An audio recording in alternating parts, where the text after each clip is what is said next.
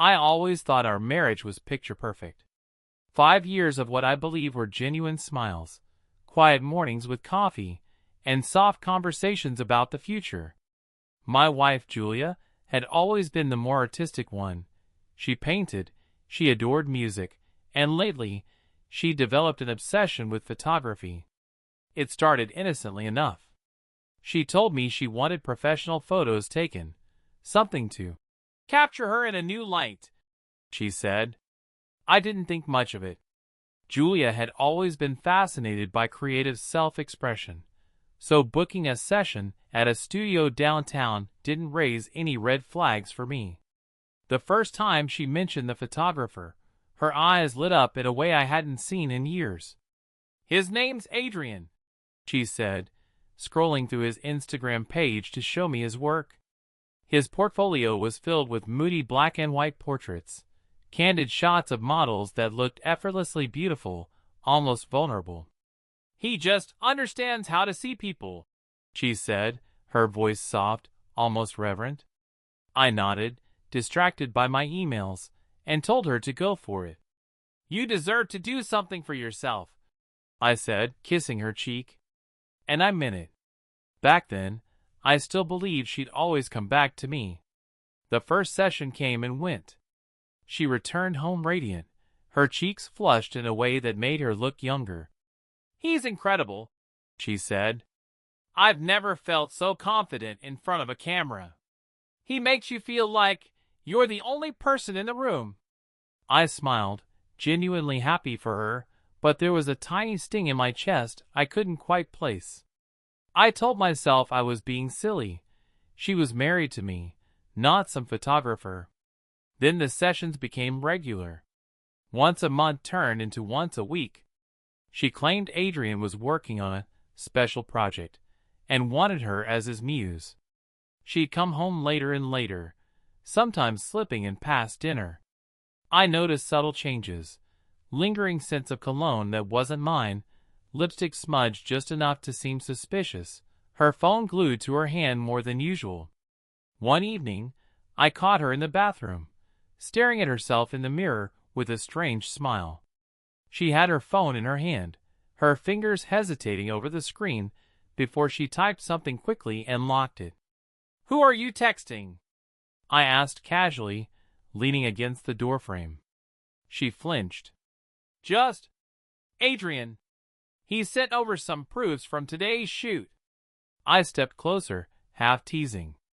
"Let me see." Her body stiffened. "They're not edited yet," she said too quickly, tucking the phone into her pocket. "You wouldn't really get it." That night I lay awake beside her, staring at the ceiling.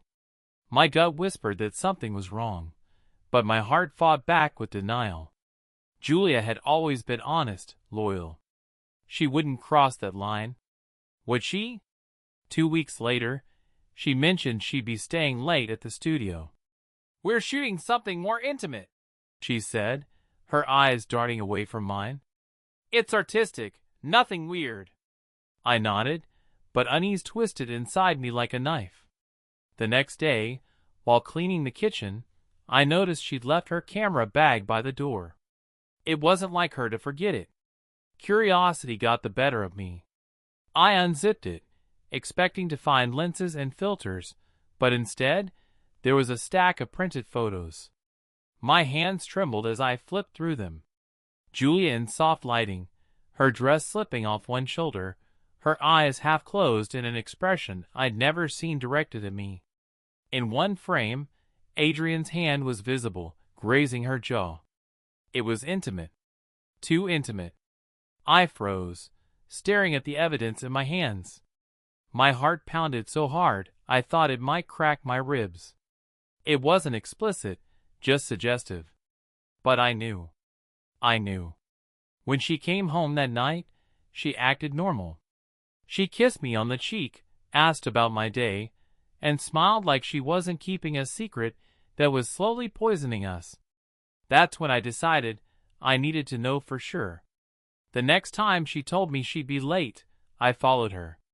I parked a block away from Adrian's studio and watched her through the window. At first, It looked like a normal shoot, her posing, him adjusting the lighting. But then, when the session ended, he didn't put the camera down. He stepped closer, his hand brushing her hair back, his lips grazing her ear. And she didn't stop him. She leaned into him. She smiled. And then she kissed him.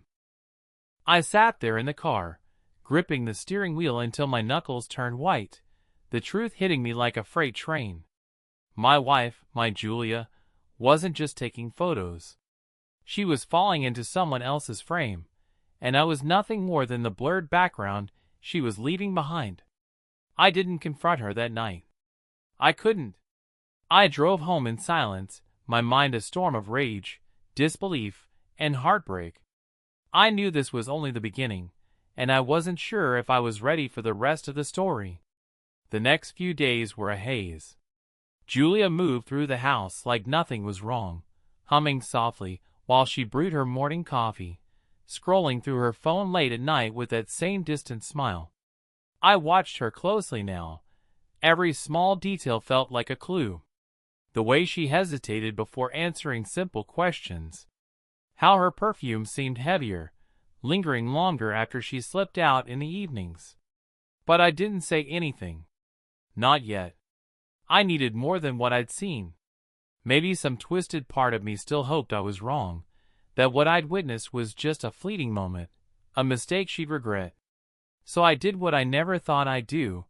I started tracking her. I installed a small app on her phone when she wasn't looking. I checked the studio's hours online. I even drove past the building when she claimed she was working late on a Friday night. And every single time, she was there. With him. One afternoon, when I couldn't take the guessing anymore, I walked into the studio unannounced. The receptionist barely glanced at me before pointing toward the back. My stomach churned as I stepped quietly toward the dimly lit shooting room. I stopped just short of the doorway. There they were. Julia stood in front of a backdrop, her blouse half unbuttoned, one strap of her bra slipping down. Adrian held the camera low now, not even pretending to shoot. His hand rested on her waist, his face so close to hers I could see the way her lips parted for him. "I feel like you see me," she whispered to him. I heard it as clearly as if she'd said it to me. "I do see you," Adrian murmured. "Not the wife.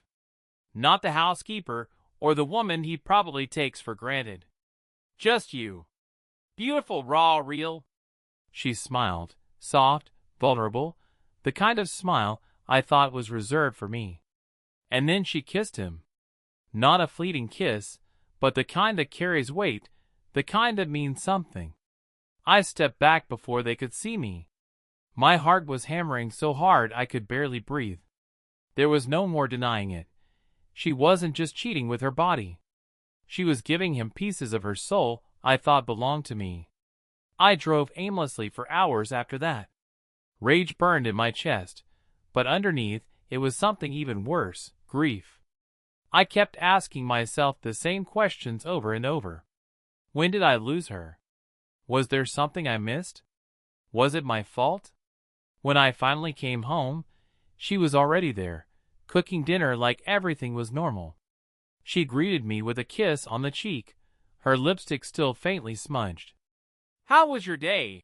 she asked, her tone casual, almost cheerful. "Fine," I muttered. "Yours?" "Oh, you know," she said lightly. "Just the usual. We wrapped up another shoot today. It went really well." I wanted to laugh, or scream, or throw every plate in the kitchen against the wall. Instead, I sat down and ate in silence, nodding along as she described her day at the studio. That night, lying next to her, I couldn't bring myself to touch her. She turned toward me, resting her hand on my chest. "You're quiet lately," she whispered. "I'm just tired," I said, forcing a smile in the dark. But she didn't press. She turned away, and within minutes, her breathing evened out. I stared at the ceiling for hours, feeling the weight of her betrayal crush me. The next day, I decided I wasn't going to wait anymore. I needed answers. So I went back to the studio. This time, I asked for Adrian. He looked surprised when he saw me. "Oh, you must be Julia's husband," he said, offering a hand that I ignored. He had the kind of smug confidence that made my skin crawl. "Yeah," I said flatly. "Mind if we talk?" He gestured toward his office. Inside, the walls were lined with black and white portraits, faces of women who all looked at him like he was their savior. "I know what's going on," I said, my voice low but steady. He didn't deny it. In fact, he leaned back in his chair, folding his arms. "Does she know you know?" My jaw tightened. "No." He smirked. "Then why are you here? If you're looking for me to back off, I won't." She came to me. She's the one who wants this. I felt my hands curl into fists. "You think you're special? You think you know her?" He tilted his head, still calm. "I know the parts of her you've stopped seeing. The parts she hides from you because she knows you'll never understand." For a second, I saw red. But instead of hitting him, I just stood. "Enjoy it while it lasts," I said, my voice like ice. "Because soon it won't." I left before he could respond. When I got home, Julia was sitting on the couch scrolling through her phone, smiling faintly at something on the screen. She looked up at me, her face softening. "Hey, you're home early." I stared at her for a long moment. She was still my wife. Still the woman I'd built a life with. But now, there was a crack running through everything I thought we were. "Yeah," I said quietly. "Home early." But in my mind, I was already planning my next move. I didn't know if I wanted revenge, or closure, or one last chance to save what we had. But I did know this. Nothing would ever be the same again. The days that followed felt like walking through someone else's life. I moved quietly, mechanically, like a ghost haunting my own home. Julia continued her charade with flawless ease, still smiling at me in the mornings, still asking about my day, still slipping out for sessions with Adrian that I knew were more than just work. I was past denial now, past the initial wave of anger. What I felt was something deeper, colder, a mix of sorrow and clarity. I realized I didn't just want to confront her. I wanted the truth to hit her as hard as it had hit me. I wanted her to see herself the way I now saw her. So I made a plan. The next Saturday, Julia said she was going to the studio again. "Adrian has a concept he really wants to capture before the light fades," she explained, barely looking at me as she tied her hair into a loose bun. I nodded, pretending to be distracted by my laptop. "Sure," I said. "I've got a few errands to run anyway." As soon as she left, I grabbed my camera, the one she'd given me years ago for my birthday. It felt ironic now, using it for this. I drove to the studio, parking a little farther away this time. From the shadows across the street, I watched. Through the large window, I saw them. Julia stood near the backdrop again, but this time she wasn't just posing. She was laughing, carefree in a way she hadn't been with me in months. Adrian stepped closer, brushing a strand of hair from her face. Then he kissed her, softly at first, then deeper, his hand cupping her cheek like she was something precious. And she let him. I raised my camera and snapped the first picture. Then another. And another. Every kiss, every touch, every betrayal, captured in perfect, undeniable clarity. When I finally lowered the camera, my hands were steady. My heart was not. I didn't wait for them to finish. I didn't want to see any more. I drove home, the weight of the evidence sitting heavy in the passenger seat. That night, Julia came back late. She slipped into the house quietly, thinking I was already asleep. She smelled faintly of his cologne. I was sitting at the dining table, the photos laid out in front of me. "Hey," she said softly, surprised to see me awake. You're up late. I looked up at her, my face unreadable. Yeah, I said. I had something I wanted to show you. She hesitated, her smile faltering. Oh, what is it? I slid the first photo across the table. Her face went pale. Why, where did you? She stammered, her voice shaking. Keep looking, I said, my tone calm but cold. One by one, I laid the photos out like pieces of evidence in a trial. Julia stared at them, her hands trembling. I watched the realization hit her. There was no explaining this away, no clever lie that could undo what I'd seen. Finally, she sat down across from me, her eyes glistening with tears. She started, but I held up a hand. Don't, I said quietly. Don't tell me it was a mistake. Don't tell me it didn't mean anything.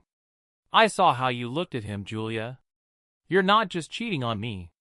You're in love with him. Her lips parted like she wanted to deny it, but the silence between us said everything. Tears slipped down her cheeks. I never meant for this to happen, she whispered. It started as just art. He made me feel seen again, like I mattered. And I didn't? My voice cracked for the first time. All these years, every moment I stood by you, every dream we shared, none of that mattered. It's not that simple, she said, her voice breaking. I still love you, but he woke something in me I didn't even realize I'd lost. I sat back, exhaling slowly. You didn't lose it. You just stopped looking for it with me. Silence. Heavy, suffocating silence. After what felt like an eternity, I spoke again. I want a divorce. Her head snapped up, her eyes wide. No. Please. Don't do this, we can fix this. No, I said firmly. You made your choice, Julia. And now I'm making mine. She tried to reach for my hand, but I pulled away. I'll have my lawyer contact you. I'm done. She broke then, sobbing quietly, covering her face with her hands. But I didn't comfort her. Not this time. I stood, gathered the photos, and walked to the door. Before I left, I turned back one last time. You wanted to be seen, I said. Well, now you are. For exactly who you are. And then I walked out. The divorce was messy, as most are. She tried to reach out, sending long, apologetic messages that I never replied to. I heard through mutual friends that Adrian didn't last long after everything came to light. Whatever they thought, they had crumbled under the weight of reality. As for me, I moved out of that house, started fresh in a small apartment downtown. It was lonely at first, sure, but it was honest. And for the first time in months, I felt like I could breathe. Sometimes, late at night, I still wonder what would have happened if I hadn't followed her that day. If I'd stayed blissfully ignorant. Maybe we'd still be together, living a lie. But then, I remember the look on her face when she saw those photos, when the truth became undeniable. And I know I made the right choice. Because some pictures don't just capture a moment. They reveal everything.